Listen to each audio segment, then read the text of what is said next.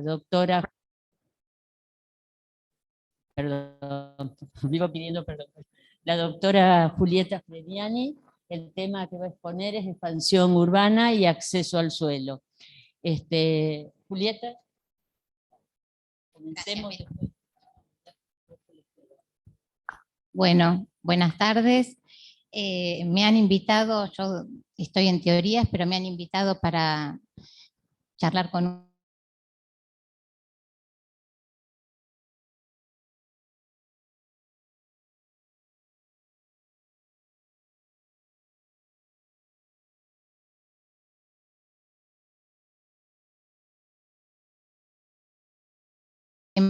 casi.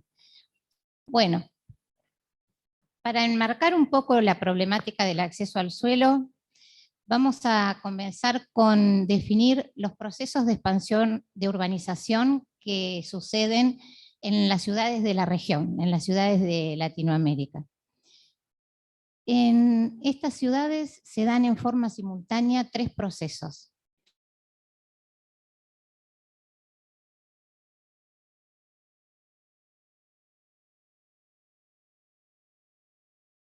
El proceso de expansión, que es a través del completamiento del tejido, y el de densificación urbana, que se da fundamentalmente en las áreas centrales por crecimiento vertical en altura. Estos 3 procesos, expansión, consolidación y densificación, operan de manera desigual según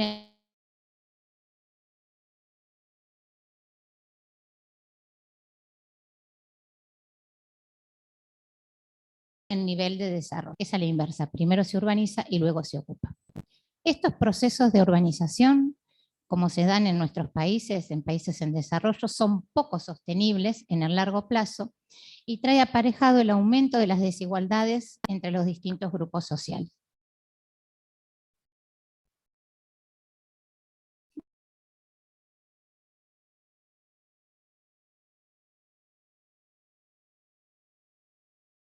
Las ciudades de Latinoamérica se caracterizan por una conformación del mercado de suelo, por un mercado de suelo que tiene, como dicen los autores, un funcionamiento problemático. ¿Por qué problemático? Porque se caracteriza por altos precios del suelo servido, por procesos de informalidad urbana y por la incapacidad de proveer suficiente oferta de suelo servido a precios accesibles.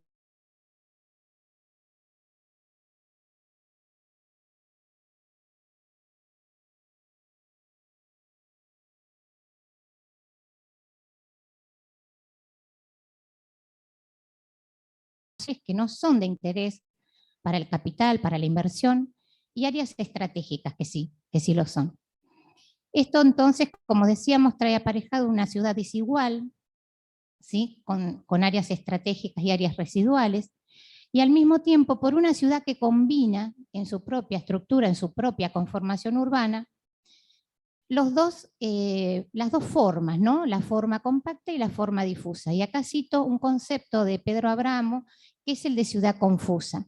En realidad ninguna ciudad es 100% compacta o 100% difusa en nuestra región, y en Argentina no es la excepción, sino que se dan lo que se llama la ciudad confusa, centros compactos y periferias fuertemente dispersas y difusas con grandes vacíos intersticiales. En este contexto, las periferias urbanas son los sectores, que es donde vamos a hacer fundamentalmente foco cuando hablamos del acceso al suelo.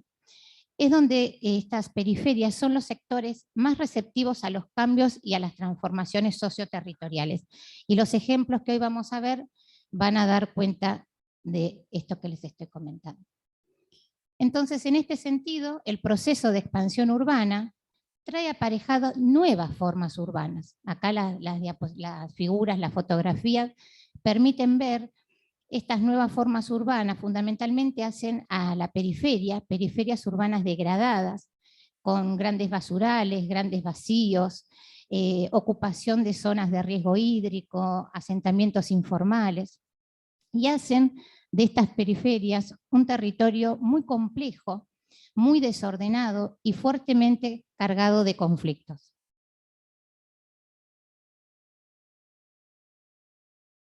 Bien, En Argentina, en relación al proceso de urbanización, podemos decir que nuestro país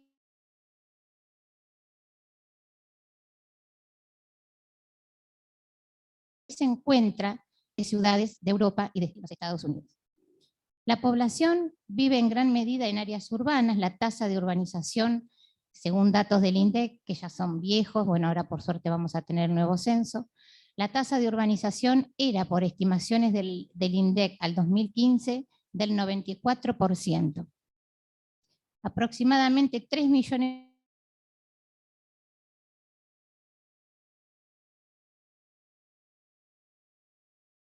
y medios de familia. Este problema del déficit habitacional se encuentra en aumento desde el 2001 a la fecha. Bien, acá armé unas tablas con distintas ciudades de nuestro país con la intención de dar cuenta del proceso de expansión urbana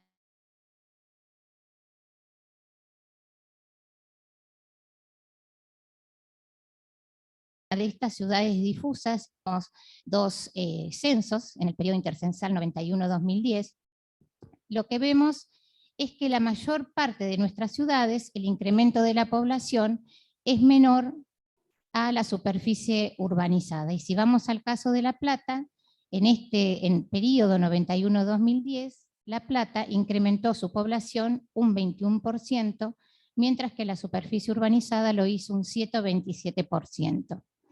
Esto lo que pone de manifiesto justamente, y lo pueden ver, no salieron muy claritas las imágenes, pero en la mancha urbana, en las fotos satelitales del 90 y del 2010. Bien, ¿cómo se fue dando este proceso de expansión urbana? Bueno, caracterizado por una fuerte heterogeneidad social, por diferencias en las estrategias y modos de vida de los habitantes que llevan a cabo estos procesos, y la configuración resultante de la ciudad, como yo les decía hoy, de estas ciudades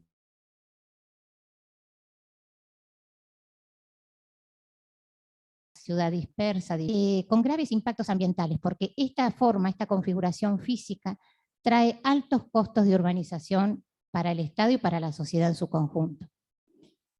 El desarrollo discontinuo, entonces, mejora la situación de los predios especulativos. En el caso de La Plata, en el periodo 2010-2020, la superficie urbana se incrementó un 17,3%.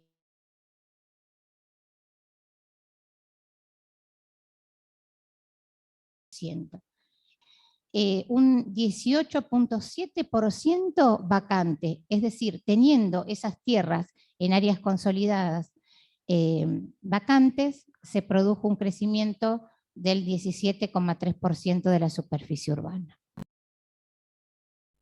Bien, en este contexto, la expansión urbana se ha dado avanzando sobre tierras productivas, sobre áreas rurales, produciéndose una fuerte competencia por el territorio entre la actividad residencial y la actividad productiva. En las dos primeras fotos es un sector de Gorina, donde se puede ver el avance del espacio residencial sobre el sector productivo. Y la foto que está más abajo es el Club de Campo San Facundo, es el primer club de campo, la primera urbanización cerrada de La Plata, y también se puede ver justamente cómo en esta foto conviven el uso residencial abierto, el residencial cerrado, la urbanización cerrada, y el uso productivo. Esto se da hoy en las periferias de La Plata, en las periferias, porque hablamos de varias periferias con características distintas.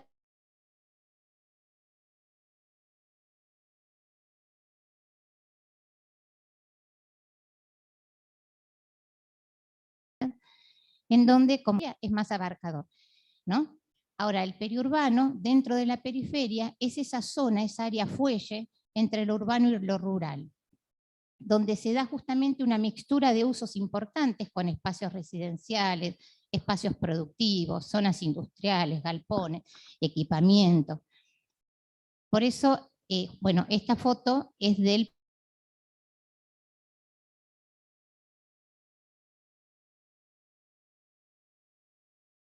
periurbano hacia el sector noroeste, hacia el eje noroeste, entre el uso urbano y el uso rural, trajo aparejado en los últimos 35 años una pérdida de tierras productivas de alta calidad de casi 2 kilómetros cuadrados por año. Bien, acá nuevamente podemos ver qué superficie abarca el periurbano.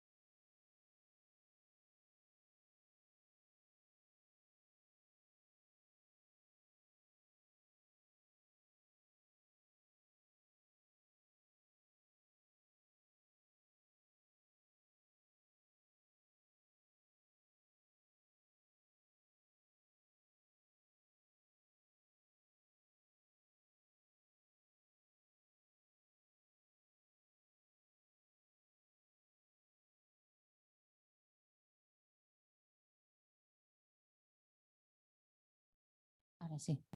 Bueno, para poner en números la expansión urbana en el Partido de La Plata y los límites, cómo han ido variando estos límites entre el área urbana y periurbana, esto es para el periodo 2007-2019, fue calculado a partir de fotolectura satelital. El área urbana tuvo un crecimiento, una variación en este periodo del 20%.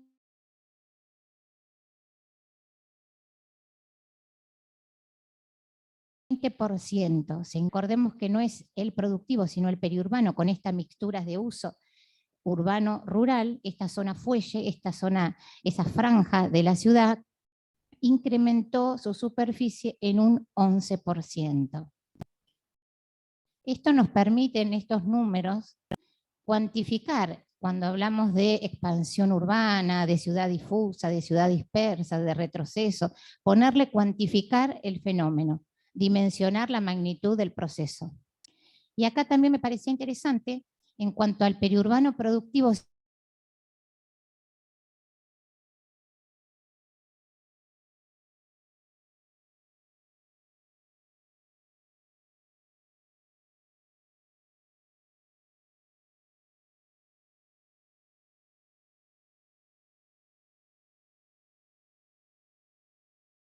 por invernáculos en tan solo 5 años.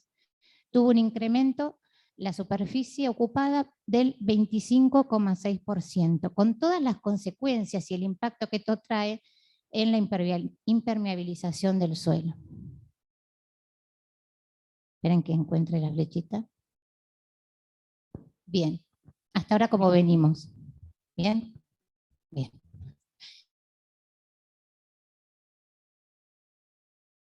Bueno, vamos a enmarcar la problemática del mercado de suelo y del suelo como mercancía y como un recurso en disputa entre los distintos actores que intervienen en los procesos que venimos mencionando. Por un lado, podemos hablar de 3 grandes lógicas, como para sintetizar. Es importante que no entiendan que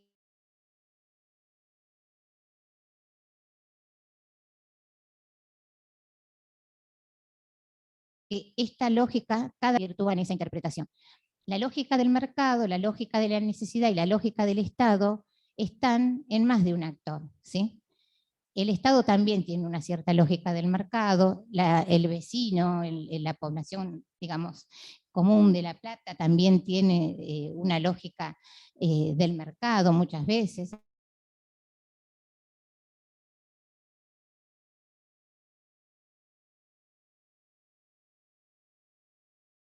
Así que bueno, no interpreta. Y materializada por el intercambio de propiedades en el mercado formal. Esto sí es importante. La lógica de la necesidad va a estar movilizada por otra cuestión, que es poder satisfacer las condiciones mínimas de habitabilidad y de acceso a la ciudad. Y la lógica del Estado principalmente está motorizado por la búsqueda de legitimidad política.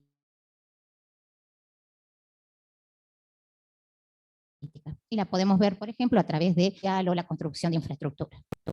Entonces acá, en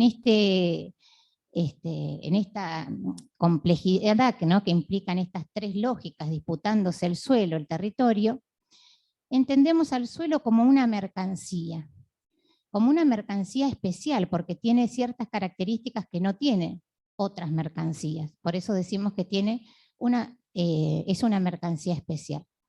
La tierra, en este contexto, cuando analizamos cómo se fue expandiendo la ciudad y cómo fueron cambiando los usos, ha pasado de ser entendida como un medio de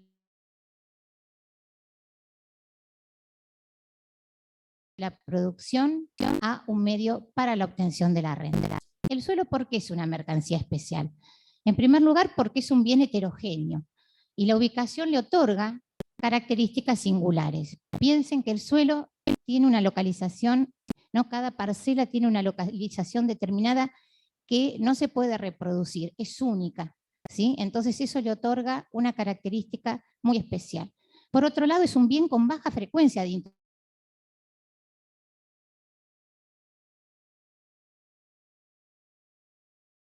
intercambio, no es como otras mercancías, ¿no? Donde se compra. Acá estamos hablando de suelo, ¿no? No es posible reproducir el bien ni su localización. Entonces, carece de costos de producción porque no se produce. El suelo urbano, ahí ya entramos en otro debate y algunos autores dicen que, bueno, que sí, que el suelo urbano sí tiene costos de producción. Y por otra parte es imperecedero, es decir, que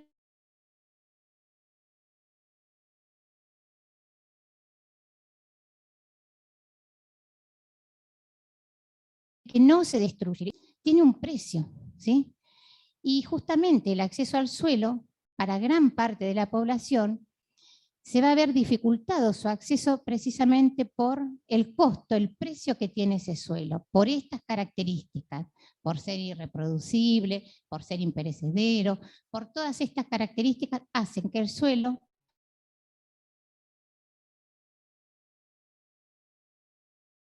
sea una mercancía con un alto precio.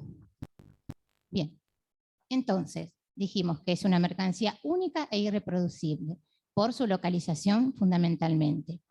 Por otro lado, la oferta de suelo servido es inelástica y esto lo transforma en que la cantidad de suelo se mantiene fija y por lo tanto resulta un bien escaso. Bueno, como ya dije, es una mercancía imperecedera, cuyo precio tiende siempre al alza. Les voy a, en diapositivas más adelante les voy a mostrar, para el caso de La Plata, cómo fue evolucionando el precio del suelo. Y por su definición es un mercado altamente especulativo.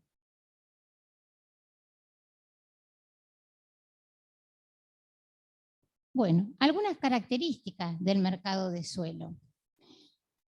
La principal, ¿no?, que incide en el precio es que se encuentra escasamente regulado, tanto en la producción como en la comercialización. En este mercado conviven mercados formales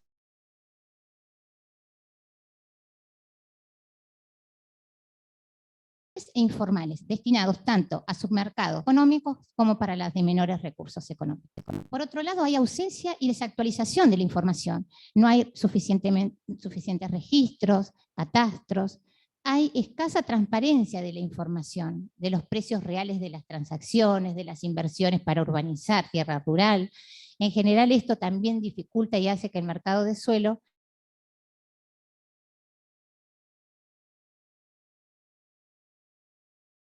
¿no? sea muy particular, por la estructura de la propiedad, que según los países puede encontrarse más o menos atomizada o más o menos concentrada.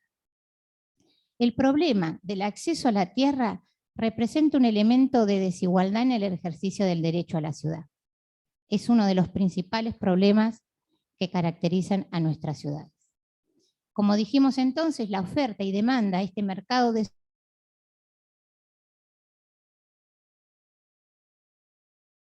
suelo lleva a que los de suelo servido a precios accesibles, esta ausencia de suelo servido a precios accesibles se debe muchas veces por la escasez artificial de estos terrenos. Muchas tierras vacantes o tierras de engorde o, bueno, como se las llame, vacíos urbanos, ¿no? Muchas veces es retenido por el propietario a la espera de una mayor valorización futura. Y por el lado de la demanda, es importante reconocer que nadie demanda el suelo, para consumir el bien, sino se demanda para consumir el uso que puede dársele a ese suelo. Y esto es importante. Entonces la demanda es una derivada de la utilización que se le puede dar al suelo. ¿Y de qué depende la demanda? Muchas veces, bueno, en una ciudad, de la cantidad de población, de aspectos demográficos, del empleo, del nivel de ingreso que tenga la población, del acceso al crédito, a financiación, eso también es muy importante. Y luego, bueno, a la demanda especulativa, ¿no? A entender al suelo como una reserva de valor. Bien, acá me parece importante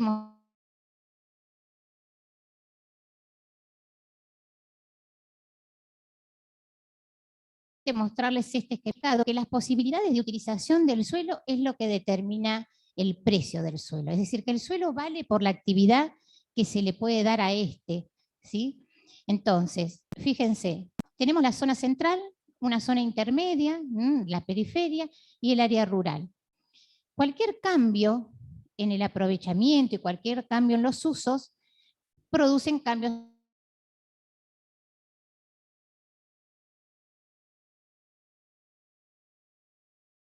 en el precio, cambios más grandes. Si yo incremento los indicadores y en vez de un edificio de 4 pisos puedo hacer uno de 10, acá en estas áreas es donde más se incrementa el valor por cambios de uso. Y otra de las áreas donde se incrementa, digamos, el segundo sector, es en la zona rural, cuando se permite, cuando se hace el cambio de área urbana a, de zona rural a urbana, donde el suelo, en vez de venderse por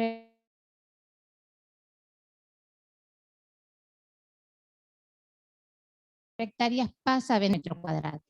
Y luego un incremento se da es dentro de la zona residencial de las áreas periferias, donde puede pasar de residencial tipo 1, tipo 2, se incrementa el precio, pero no tanto como en las áreas centrales o áreas rurales.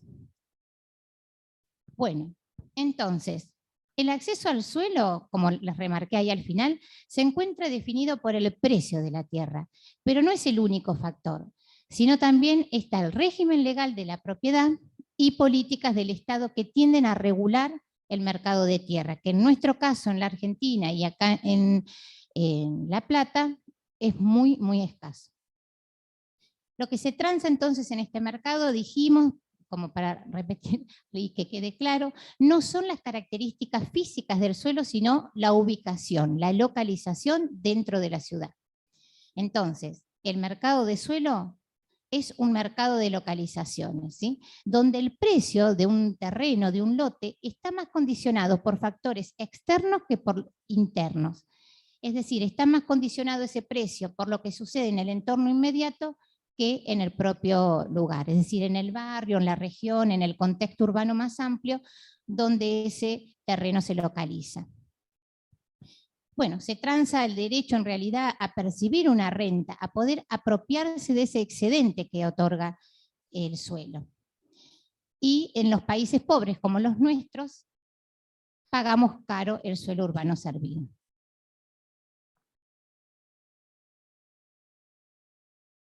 Bueno, ¿qué factores inciden en el precio del suelo? En primer lugar, la accesibilidad. Yo no sé si se llega a leer bien lo que dice este grafiquito porque está la letra un poco chica, pero bueno, uno de los factores principales es la accesibilidad, la centralidad, el segundo, la inercia de la historia del lugar, esto es importante y se vincula con el cuarto, de la estructura socioeconómica. Hay cuestiones que tienen que ver con el estatus. Recuerdo cuando trabajaba el precio del suelo y relevaba me encontraba con casos de lotes en San Carlos y hacia el lado de Gonet, Villa Castel, donde eran lotes de similares características, en San Carlos con servicios, con todos los servicios, y en Villa Castel no. Y en Villa Castel era más caro. Cuando hablaba con las inmobiliarias y con el delegado de Gonet, me decía, bueno, pero acá hay una cuestión de estatus que interviene en el precio del suelo. Bueno, eso también incide, ¿no? Que tiene que ver con la estructura socioeconómica, la historia del lugar y demás. En quinto lugar, la estructura espacial, las demandas locacionales. Hay sectores muchas veces en las ciudades que son más demandados que otros.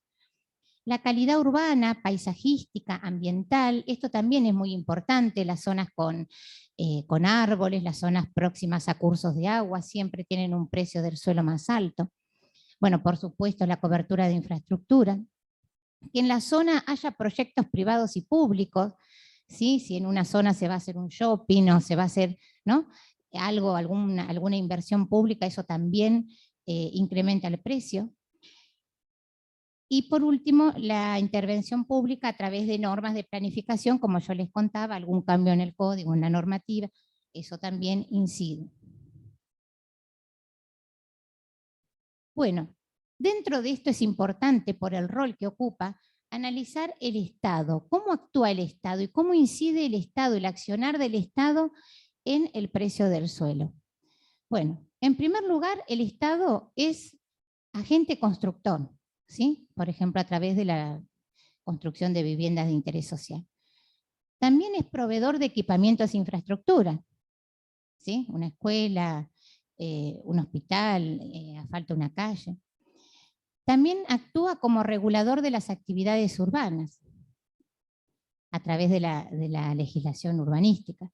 Y también es agente fiscal, es decir, interviene incrementando un impuesto, por ejemplo el impuesto al baldío, para fomentar que se ocupe una zona vacante. Entonces, con su accionar de manera directa e indirecta impacta siempre en la distribución de las cargas y beneficios del proceso de urbanización. Un ejemplo claro del Estado y cómo incide su accionar en el precio del suelo es con el caso del Procrear, del Programa Crédito Argentino del Bicentenario en el año 2012, donde el objetivo de ese programa era facilitar el acceso a la vivienda propia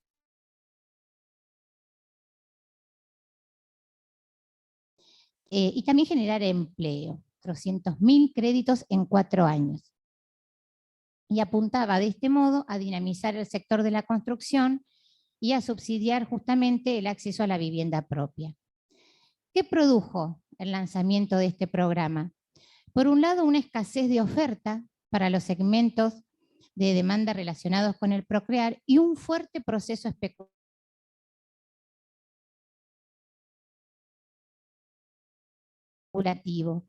Se produjeron el 110% en todas las provincias de la Argentina.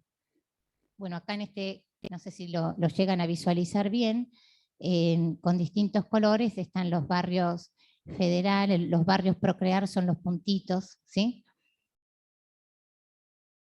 Quizás de lejos no se llega a ver bien la cartografía.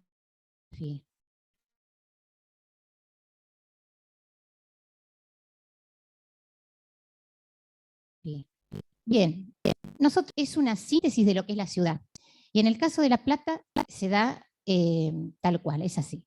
La estructura de los precios de la tierra está directamente asociada con la estructura socioterritorial de la ciudad y funcional también. Y si vemos en el partido de La Plata, los precios, esto es para el 2018, son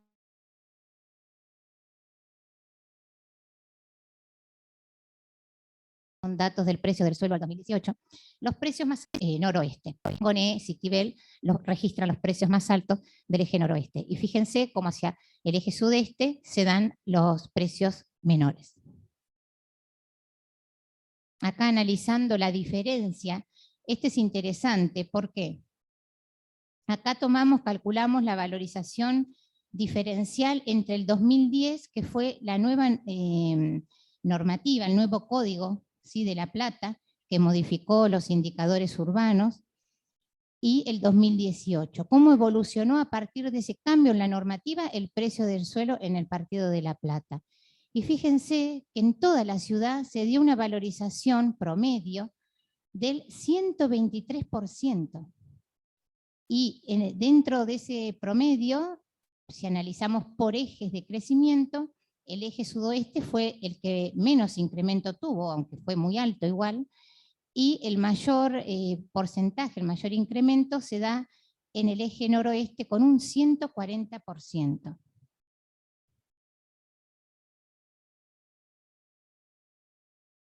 Ahora bien, tomando datos de Lozano para el 2012 y el incremento en la cantidad de metros cuadrados que permite el nuevo código del 2010, fíjense cómo se incrementó el precio en el casco urbano, que es donde se dio el mayor cambio en los indicadores urbanísticos. Se incrementó un 251%. Y esto fue, fue de la mano con el incremento en la cantidad de metros cuadrados. En el casco, el incremento en los metros cuadrados permitidos para construir fue de 1.361%, y en la periferia de 372%. Esto también es muy importante, ¿no? Y da cuenta de este crecimiento disperso, difuso, que venimos hablando desde la primera diapositiva. En la periferia se crean nuevas zonas urbanas por un total de 402 hectáreas, donde antes eran complementarias o rurales, ¿no? Esto también pone de manifiesto este avance urbano sobre áreas productivas, áreas rurales.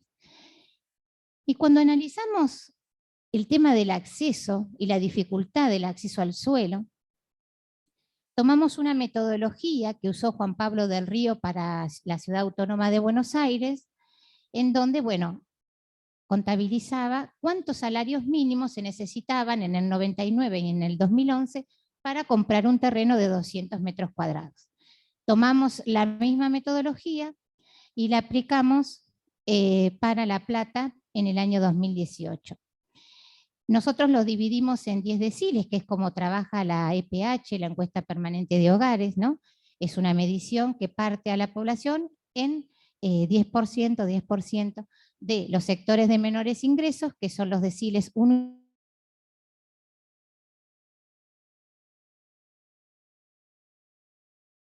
y 2, a los sectores de la EPH.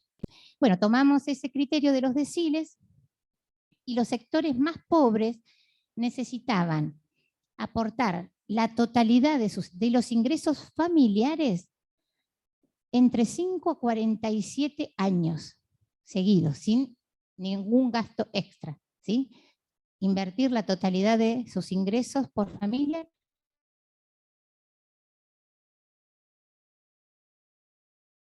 por familia, 47 años para acceder a un terrible, ¿eh? Bien. Un concepto que vengo diciendo también de la ciudad difusa, los espacios intersticiales, las tierras vacantes, y cómo esta tierra no ocupada muchas veces se retiene en este mercado de suelo especulativo, ¿no?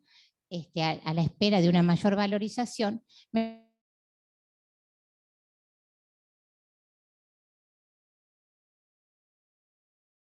parecía importante porque la tierra vacante justamente es el lugar donde se dan las tomas de tierra, que luego se transforman en asentamientos informales. Es donde se dan los nuevos loteamientos para construir urbanizaciones cerradas. Es decir, la tierra vacante es fundamental en este crecimiento urbano disperso y es fundamental el papel que ocupa en este mercado de suelo especulativo. Entonces, bueno, darles una definición, ¿no? de tierra vacante o tierra de engorde. Tierra de engorde se la llama así en Centroamérica, ¿no? Y está también vinculada a esto de que, bueno, cambia el precio, aumenta su precio sin que el propietario realice ningún esfuerzo. No importa cómo la llamemos, lo que importa es el concepto. Bueno, la tierra vacante entonces nosotros la definimos como esos terrenos remanentes a la dinámica urbana, sin usos o subutilizados. Esto es importante también. Pueden tener un uso que no está en la plenitud de su potencial, y también se lo considera tierra vacante.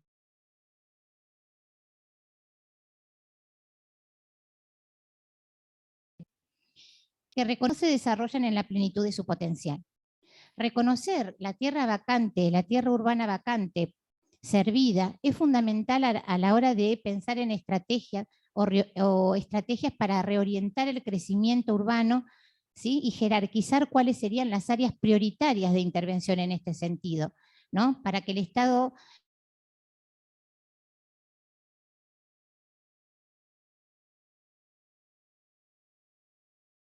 piense una política, ¿no?, de crecimiento hacia las zonas. Y es importante entender las causas. La tierra vacante no tiene una única causa, ¿sí? Es multicausal. Y siempre se la asoció a las motivaciones especulativas y a los ingresos especulativos, que sí, que es así, que es cierto, pero muchas veces el pensar que esa es la causa principal y la única causa, no hubiera esta problemática. Pensar que la motivación especulativa es la única causa de la tierra vacante lleva a que la solución o la estrategia planteada desde el Estado sea incrementar el impuesto inmobiliario a los terrenos baldíos, que para realmente el gran especulador el incremento no le resulta en nada. Y para el vecino que no tiene plata para construir en un lotecito que heredó, es mucho. Entonces, bueno, es importante entender entonces la multicausalidad de este fenómeno. Dijimos, la especulación, la escasez de recursos para desarrollar la tierra, condicionantes ambientales. Hay tierras que están sin ocupar porque están en zonas de riesgo hídrico y no deberían ser ocupadas. Impedimentos jurídicos, sucesiones, herencias, infinidad de problemáticas jurídicas, presiones políticas. Bien, son solo algunas, ¿no?, como para sintetizar y no aburrirlos. Algunos datos de la magnitud de la problemática de la tierra vacante. Bien, en Argentina, algunos datos y después pasamos a La Plata, que es los que más les interesa a ustedes, donde van a trabajar. En nuestro país, las tierras vacantes, la superficie, representa el de total de las ciudades. Este es un estudio que hizo ya hace unos años, en el 2011, el Ministerio del Interior, y varía entre el 5 y el 9% de las ciudades. Toman distintas ciudades, distintos casos del país, pero más o menos entre ese rango varía la superficie. Ahora, si hacemos zoom, no en toda la ciudad, en las áreas en expansión, ese porcentaje se incrementa entre un 9 y un 40%. La tierra vacante, lo que ocupa en las superficies en expansión. Y en las ciudades de más de 20.000 habitantes, el 23,4% de las superficies urbanas parceladas son baldíos, ¿sí? Esta cifra es muy, muy alta. De ese porcentaje, 15% tiene infraestructura completa. Fíjense la deseconomía que hablábamos anteriormente. Y el 36% tiene infraestructura incompleta. En La Plata, este fenómeno de la vacancia del suelo es muy importante también. Se registran, esto es una investigación que hizo Cortizo Daniela para su tesis de doctorado, se reconocieron también por fotolectura 564 tierras vacantes de más de 1 hectárea, ¿sí?, totalizando una superficie de más de 4.000 hectáreas en todo el partido de La Plata. Y de esa superficie, el 18% se encuentra en área urbanizable, es decir, áreas que se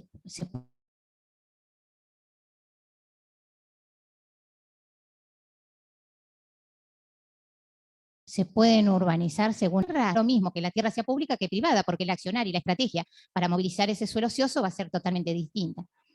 De esas tierras vacantes, más del 94% se encuentran en manos de privados y solo el 6%, un poquito menos, se encuentra en manos del Estado. Es decir, es muy, muy baja el porcentaje de tierra en manos del Estado.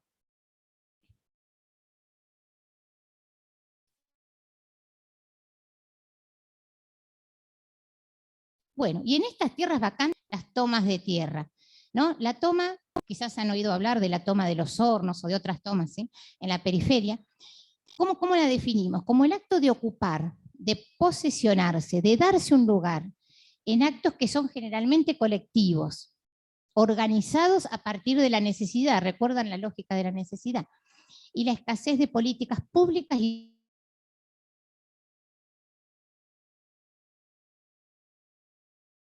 o privadas de tierras se establecen, bueno, tierras vacantes, y pueden tener dos desenlaces, o el desalojo, ¿no?, o la consolidación en un barrio popular o barrio informal. En La Plata, solo en el año 2020, en un año, se produjeron 50 tomas de tierra, que son donde están los puntitos estos, no sé si lo ven desde atrás, los puntitos negros.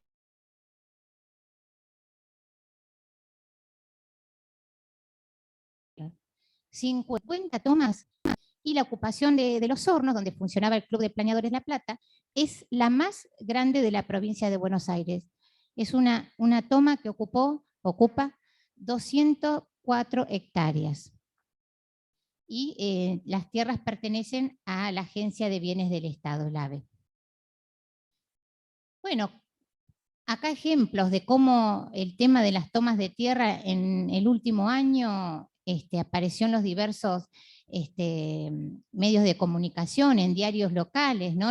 Sobre todo a partir de la violencia de las cuales va acompañada estas tomas.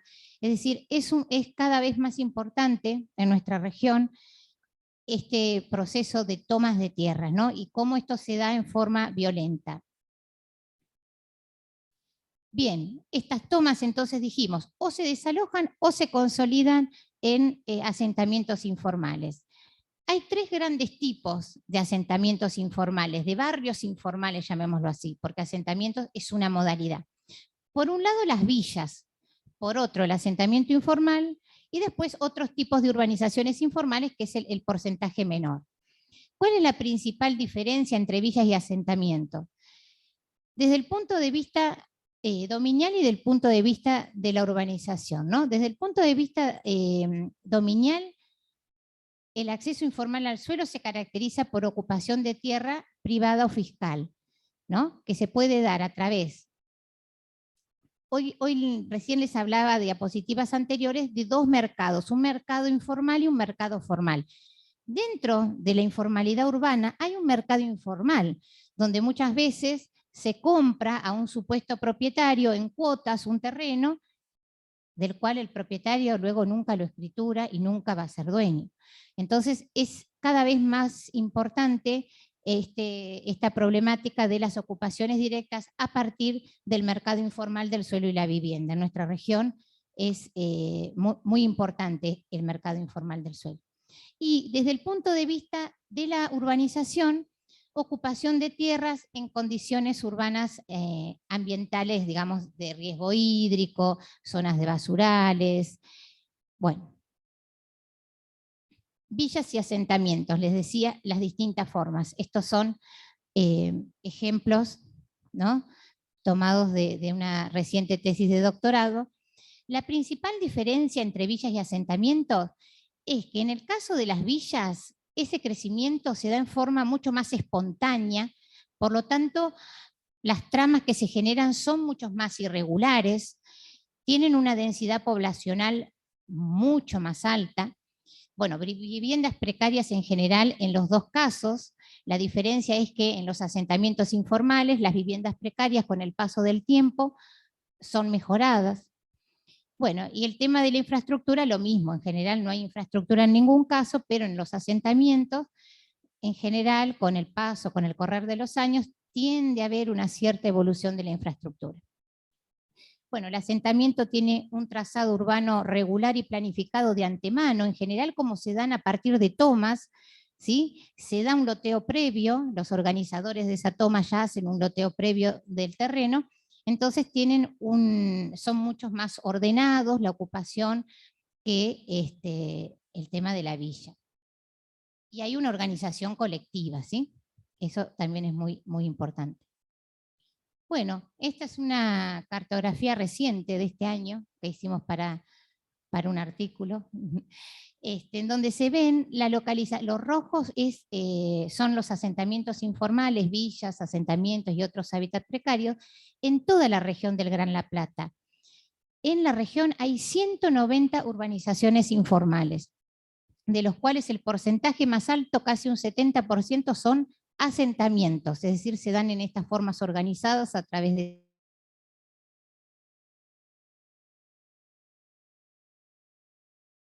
tomas y demás. Organizaciones informales, 50.000 familias en 31.000 viviendas, más de una familia por vivienda. Y esto nos da aproximadamente, porque no hay cálculos exactos de cantidad de habitantes, sí de familias, de hogares y de viviendas, pero no de cantidad de habitantes, aproximadamente más de 200.000 viven en estos asentamientos. Es decir,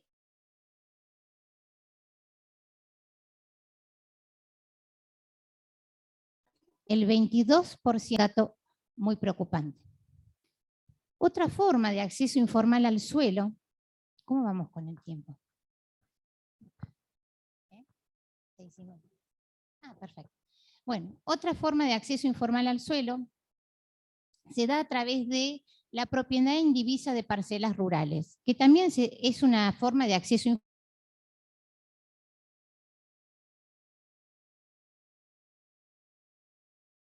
informal, pero que a sectores de clase media. Pero también es una forma de acceso informal al suelo. Estas situaciones de irregularidad, ¿por qué se caracterizan? Fíjense, yo les puse 2 ejemplos. ¿Se escucha? Sí.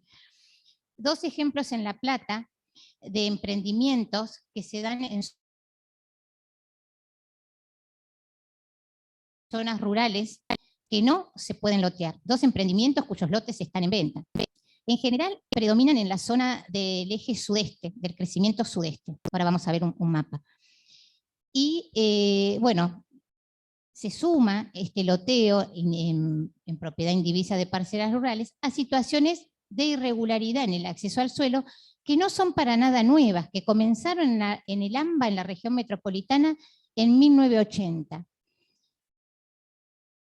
Y fundamentalmente en La Plata, en nuestro sector, comenzó a ser utilizada por sectores de clase media para comprar tierra en pool en zonas no habilitadas para la subdivisión de parcelas rurales. Ahora, este fenómeno tuvo en los últimos años un crecimiento muy importante, estos condominios de tierra rural.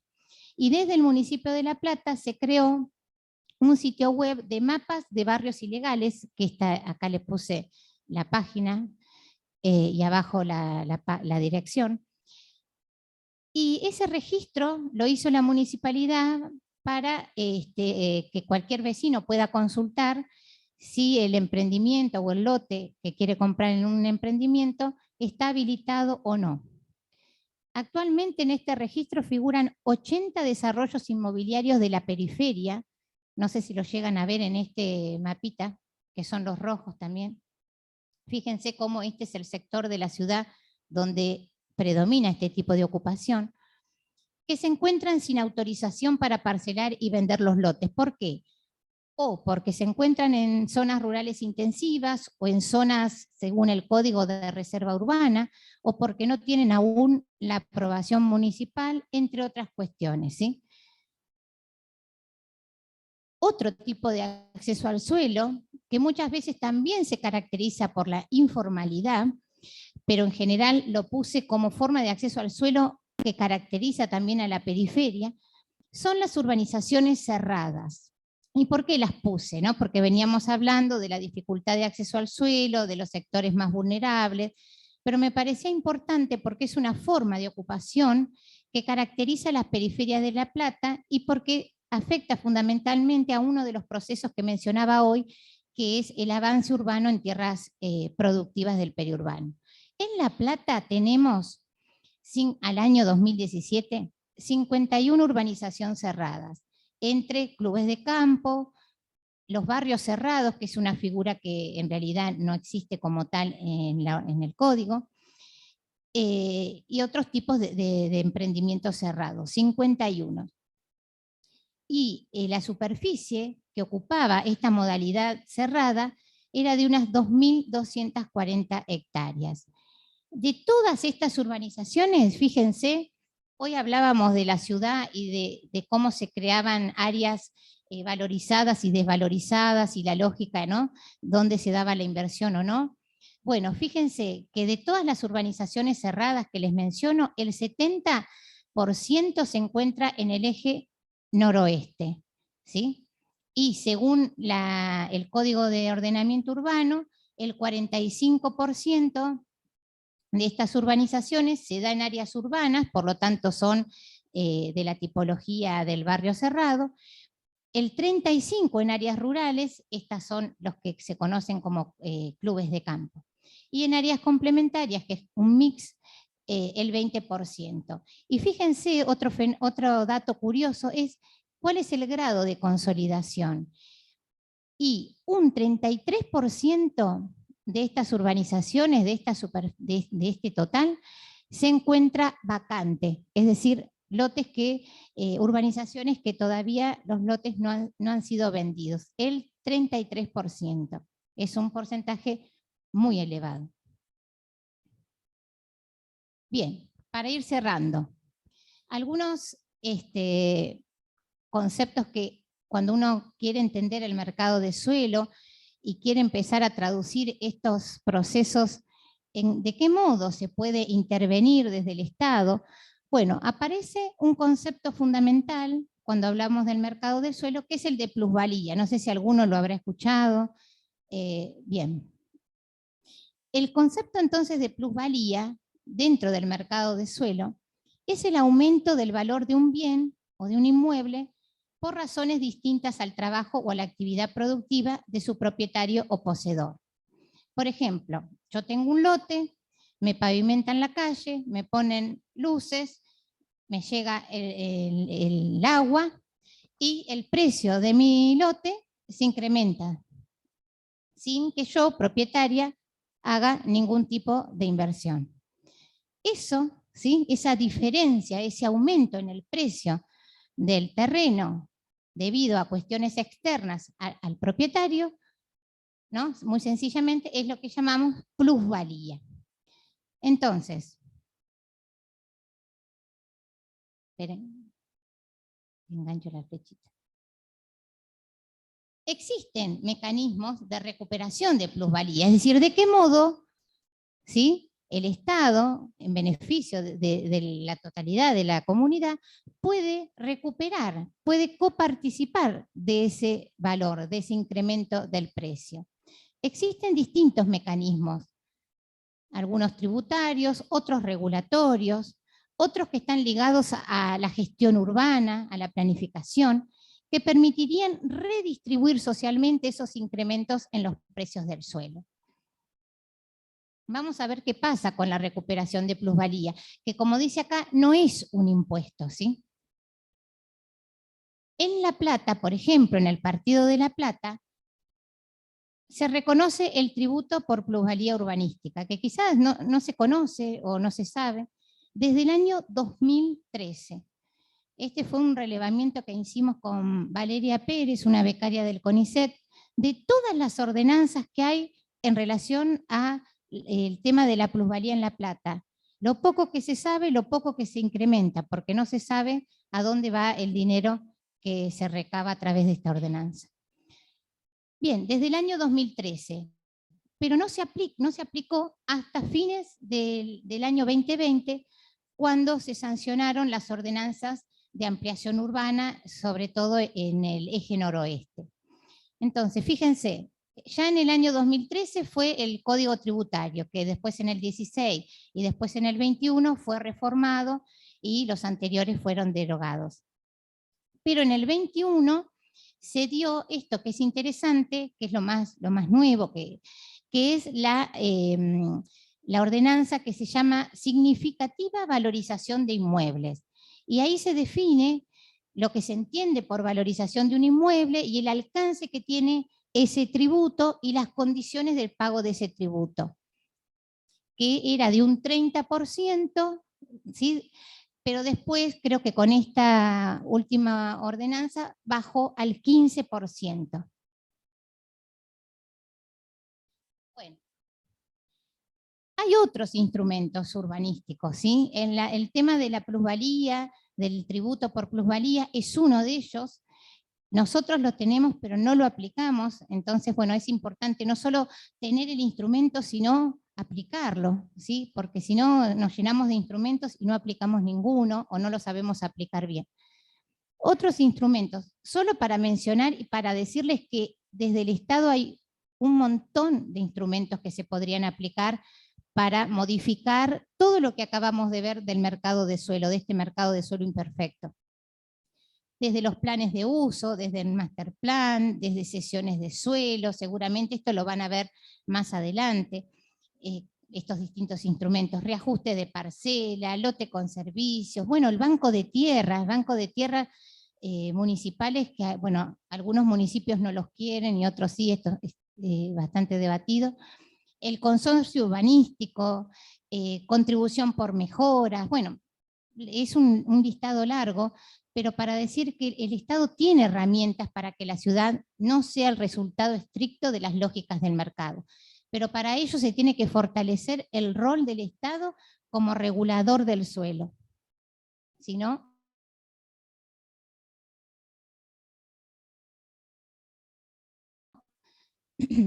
no garantizan el uso equitativo. Ya vimos lo que pasa en las ciudades. Ni tampoco un proceso de producción y reproducción de la ciudad en términos de equidad y sostenibilidad. Para ello resulta necesario entonces, como dije recién, definir estrategias, herramientas para regular la producción del suelo urbano disponible. Se necesita mejorar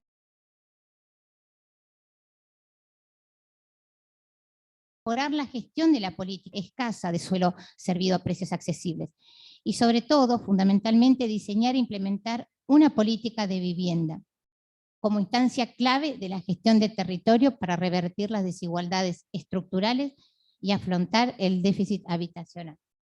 Y para terminar, me parecía muy interesante esta frase que dice: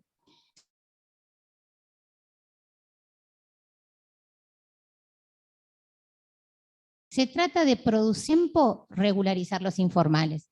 Se trata de generar medidas preventivas, adelantándose a la formación de asentamientos irregulares, con el consiguiente ahorro de energías para el Estado y la sociedad, porque se gasta por lote en operaciones de regularización en zonas de la periferia un valor bastante superior al que cuesta un terreno urbanizado de similares posibilidades en los barrios consolidados. Muchas veces la nada es la falta de recursos. Bueno, no es así, ¿sí? Se gasta más en lotes, en operaciones de regularización, que un valor bastante superior al que cuesta un terreno urbanizado en barrios consolidados. Entonces, bueno, es cuestión de pensar estrategias para revertir de qué modo se está dando ahora la ocupación del suelo y intervenir en este mercado de suelo para que esta ciudad sea un poco menos desigual. Bueno, nada más.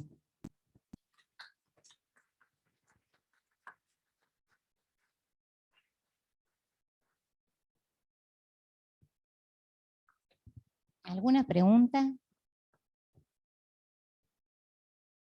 ¿No? ¿Ninguna?